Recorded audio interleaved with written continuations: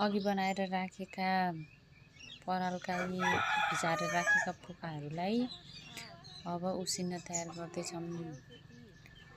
उसिन्नको लागि चाहिँ सबै त्यो भिजाएर राखेका पोकाहरू सब एक एक गरेर यो ठुलो ड्रममा हालियो।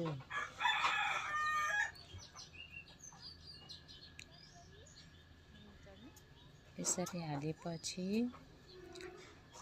त्यसको मात्रा अनुसार चाहिँ यहाँ राख्नुपर्छ। फेरि उसिन्दाखेरि धेरै बाफ भयो भने चाहिँ यो फेरि बाहिर निस्किन सक्छ। त्यसैले पहिला खुट्टा धोएर अनि त्यो पराललाई चाहिँ त्यसमा राखेर यस्तो चढेर त्यसरी खान सकेसम्म कतिवटा अट्छ त्यति मिलाएर राख्न सकिन्छ।